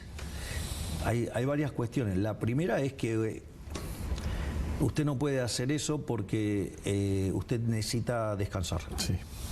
Entonces, digo, primero, o sea, lo primero que tendrían que, cuando hacen la cuenta es, che, hay un tiempo que tienen que descansar, porque si usted no descansa, lo más probable es que no tome buenas decisiones. Y lo otro que tiene que hacer es también tener su momento de esparcimiento para, digamos, clarear la mente, para despejarse. Bueno, cada uno se despeja como puede. O sea, a mí, digamos, me resultó, digamos, en un momento que es muy duro, digamos, los ensayos de la banda me permitía, digamos, clarear la mente y volver a trabajar con mucho más fuerza. Aparte es interesante, porque no es que, digamos, porque sonamos tan bien que creyeron que, digamos, entonces, digamos, sonábamos con una banda profesional. La realidad es que los músicos son músicos de nota, por decirlo de alguna manera. O sea, con lo cual, digamos, hacen que, digamos, uno luzca bien. Salga mejor, claro. Tal cual. Pero, no, y ahora le voy a contar el truco, que es de lo más divertido. A ver.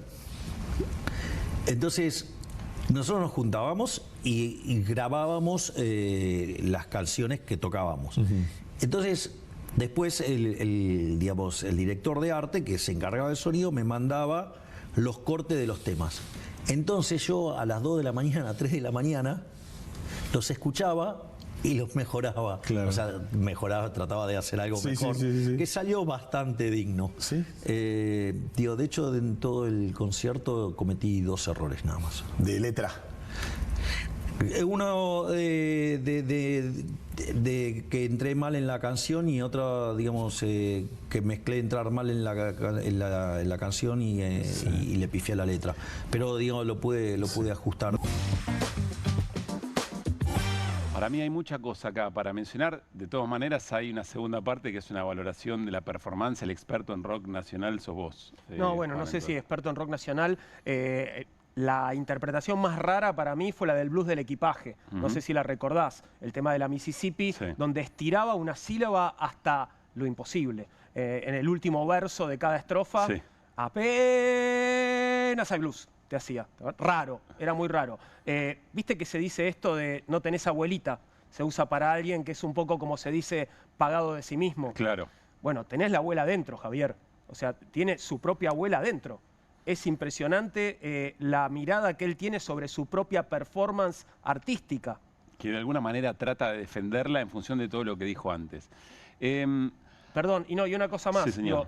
Considerando las decisiones que viene tomando, yo creo que está muy mal descansado. No descansó en los últimos 2 años. Bueno, si a las 2, 3 de la mañana empieza a ensayar, todo lo que dijo antes respecto a la necesidad de descanso, medio que se tira por la borda. Pero, a ver, Yo no sé si lo que Milei habla de reforma laboral van en el sentido que todo el mundo cree, porque lo que acá acabo de decir es jornada laboral limitada, porque si no, no puedes rendir bien, con lo cual quizá vamos a una mejor productividad por menos cantidad de horas, y capaz que nos sorprende. Y después el derecho al ocio, que también lo menciona Milei, capaz que nos sorprendemos. Ahora, me parece muy fuerte la idea de que el presidente diga, yo también necesito despejarme, entonces como necesito despejarme, me armo un Movistar Arena, para mí, con la guita de la gente.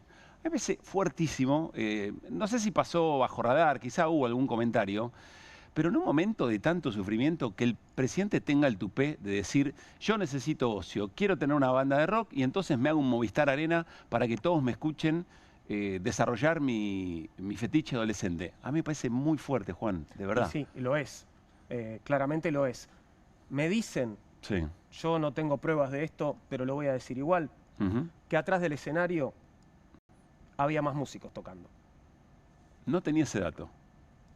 Había otros músicos que de alguna manera, una suerte de playback en vivo. O sea, no digo playback, digo complemento, tal vez. Dándole más cuerpo a la banda. Ponele. Mirá vos, no tenía algo así. Ese rumor.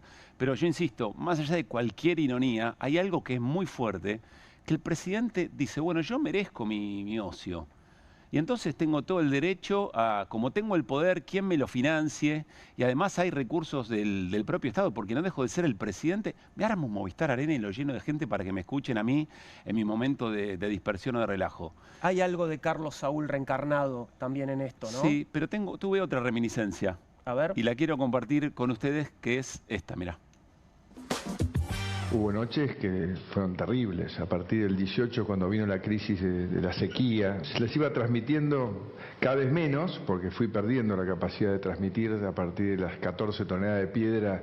Todo ese desastre, y ahí se quebró nuestro gobierno, y se me quebró a mí la cabeza. Yo intentaba a las 7, 8 de la noche cuando entraba Olivos, y gracias a la hechicera, porque Juliana fue increíble, yo me olvidaba. En ese momento cerraba todo, no prendía el de la televisión, ponía Netflix y no quería, hasta el día siguiente a las 7 de la mañana trataba de terminar el día y reconstituirme.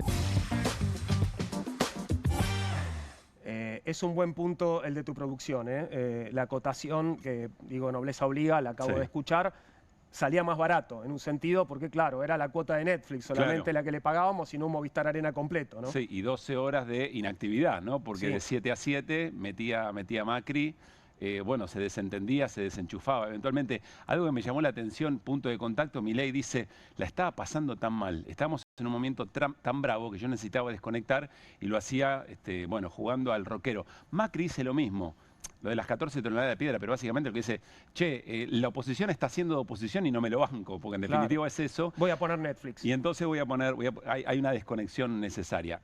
Yo coincido, cualquier persona necesita... Y sobre todo en máximas responsabilidades necesita estar fresco, estar lúcido, desconectarse de alguna manera. Macri, qué sé yo, lo dijo ahí en la mesa de Viale o de la mesa de Mirta Legrand, y va lo de Netflix. Lo de Milei me parece todavía peor. O sea, mi manera de desconectar de eso mismo que decía el propio Macri es armarme un show para mí mismo. Me suena a Rey, ¿viste? Sí, claro. Me suena a Rey con una corte de bufones, etcétera, etcétera. Bueno, me preguntabas antes de que empezáramos con el pase por cosas que nos dijo Jorge Alemán hoy. Y Jorge Alemán decía, el liberalismo terminó, y yo le preguntaba, bueno, por estos personajes, ¿qué es esto que lo que estamos asistiendo? Y usó la expresión, creo que, neoemperadores. Bueno. Y creo que va por ahí un poco la cosa, ¿no? Hay una cuota, efectivamente, de eso. ¿Es lo más determinante las cosas que nos están pasando? Probablemente no, pero es parte del asunto, ¿no? Son personalidades, son concepciones que de alguna manera también están en el inicio de un montón de decisiones políticas. Sí. Nos da la sensación. Bueno, amigo. Me voy y antes de irme, solidaridad con el periodista que entrevista al presidente y tiene que asentir cuando el presidente dice que su performance artística fue muy digna. Qué difícil. Sí, creo que